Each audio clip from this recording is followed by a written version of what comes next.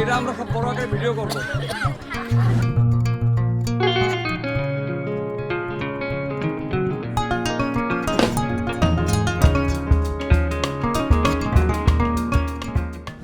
কালকে সকালে নাস্তার পরে আমাদের একটা পরিচয় পর্ব হবে, সেখানে আমাদের স্মৃতিচারণ হবে এই বাড়ির মুরব্বীরা সহ যারা গত হয়ে গেছেন তাদের স্মরণে আলোচনা হবে এবং সেখানে ছোটখাটো একটা সাংস্কৃতিক অনুষ্ঠান থাকবে, বাচ্চাদের ছড়া, কবিতা, গানের অনুষ্ঠান, কুইজ প্রতিযোগিতা ইত্যাদি। আয়োজক কমিটি সেই অনুষ্ঠান রেখেছে। তাহারে চেয়ে অধিক কালারে আমার পড়ানো জানি রে ইয়ার যাব না চলে কই, আমার পড়ানো জানি কই, যাই না তো আমার পড়ানো জানি কই আছে। দোল দোল দোলনি রাঙা মাথায় শিরোনি এনে দেব হাত থেকে মান আমি করোনা। গান রেডি হয়ে গেছে, এবার ডান্স। কেনা ডান্সার কেনা? আশরাফুল, আমাদের প্রথম ডান্সার আশরাফুল।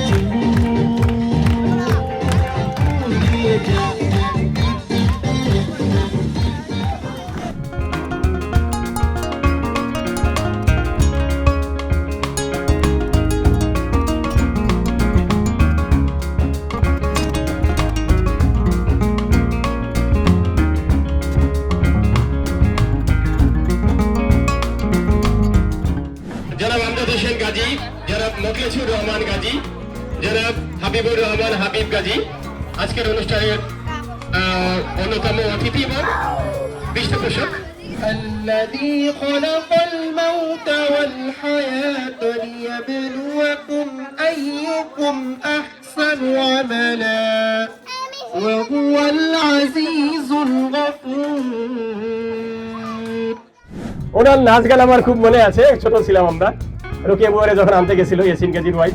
আজকের অনুষ্ঠানের উদ্যোক্তাদের মধ্যে একজন এবং প্রধান পৃষ্ঠপোষক দাদার সাথে কিন্তু আমার এই প্রথম দেখা। হাবিব গাজীর নামটা আমি শুনেছি, অনেক শুনেছি। উনি পূবালী ব্যাংকে ছিলেন, পূবালী ব্যাংকের জিএম হয়ে উনি অবসর নিয়েছেন। কালকে মাত্র আমরা চিনলাম, আমি চিনলাম, বিশেষ করে উনিও আমাকে চিনলেন। ভালো লাগছে যে আজকে এই অনুষ্ঠানটার কতটা গুরুত্ব আমরা বুঝতে পারছি এবং বুঝতে হবে সবাইকে। এনে হলেন মরহুম জনাব গাজী হেলাল উদ্দিন, কোরন গাজীর সুযোগ্য সন্তান জনাব হাবিবুর রহমান হাবিব গাজী। আসসালামু আলাইকুম। এই জন্য একটা পর্বে চিন্তাও করিতে পারবে আমার ভাই ছেলেরা যে উদ্যোগ নিয়েছে, এই উদ্যোগের জন্যই আমাদের সম্পর্ক আরো গভীর হবে। আমরা সবাই একাত্রিতভাবে চলতে পারবো, একাত্রিতভাবে কাজকর্ম করতে পারবো, সুবিধা অসুবিধা একজনের শেয়ার করতে পারবো। সবাইকে শুভেচ্ছা। যাদের অবদান বেশি, যে সুজন,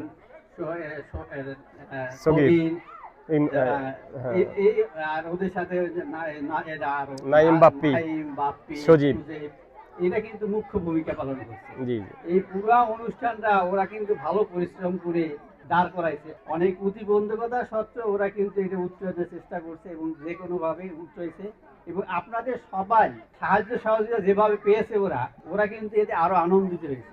এ তো এই অসাধারণ রেসপন্স করছে, এই রেসপন্স কিন্তু ওদেরকে আরো উৎসাহিত করছে, যার জন্য এই অনুষ্ঠানটা কিন্তু আমরা সম্পন্ন করতে পারতেছি। 68-এ বাইরে থেকে বেরিয়েছি। এই 68-এ বাইরে থেকে বের হওয়ার পর থেকে আমি কিন্তু বাড়ি মুখে কমই ছিলাম সবসময়।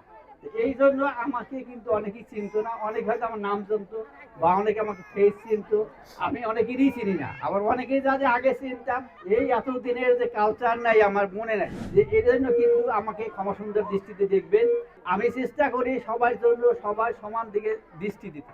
আমার দৃষ্টি কিন্তু ইকুয়াল দেখার চেষ্টা করি। এটা আমি আল্লাহ তাআলার থেকে করি যে আল্লাহ আমাকে যেন এই সামর্থ্য দেয় যে আমি সবার প্রতি যেন সমান দৃষ্টি দিতে পারি, কারো প্রতি যেন অন্যায় অন্যায় যেন না করি, ন্যায় বিচার যেন করতে পারি। এবং আমার কারো প্রতি কোনো ক্ষোভ নাই। কেউ যদি আমার প্রতি কোনো রাগ হয়ে থাকে, আমাকে যদি কেউ গালিও দিয়ে থাকে, আমার কিন্তু কারো প্রতি কোনো ক্ষোভ নাই, আমি কিন্তু এগুলি ভুলে যাই।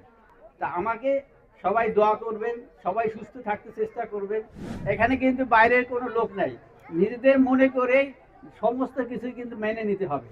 আমি এ পর্যায়ে এবারের মেয়েরা যারা আছেন, অর্থাৎ মরহুম যে 4 ব্যক্তিত্বের কথা বলেছিলাম, মরহুম সোনা গাজী, কলম গাজী, কলম গাজী এবং কালু গাজী, তাদের মেয়েরা যারা আছেন এখানে একটু দয়া করে দাঁড়াবেন, একটু হাততালি দেয়, একটু বোনদের জন্য হাততালি দেয়, বোনদের জন্য একটু হাততালি দেই। মাশাআল্লাহ, আর কেউ আছে? আমাদের ফুফাদের দৃষ্টি আকর্ষণ করছি ভালোভাবে আমাদের ফুফাদের দিকে খেয়াল রাখার জন্য।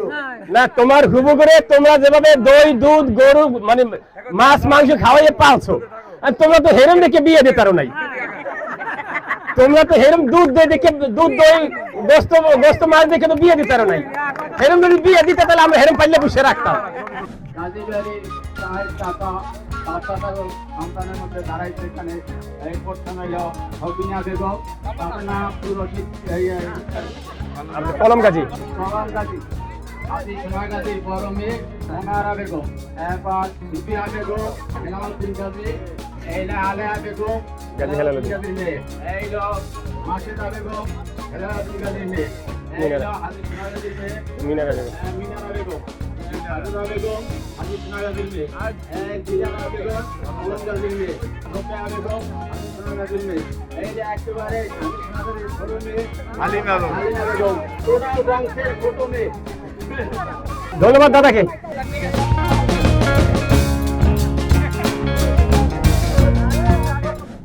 এই বাড়ির মানুষের জানান দিতে চাই যে আমরা পিছনের হিংসা বিদ্বেষ সবকিছু ভুলে ঐক্যবদ্ধভাবে বাড়িটাকে আমরা সাজাতে চাই।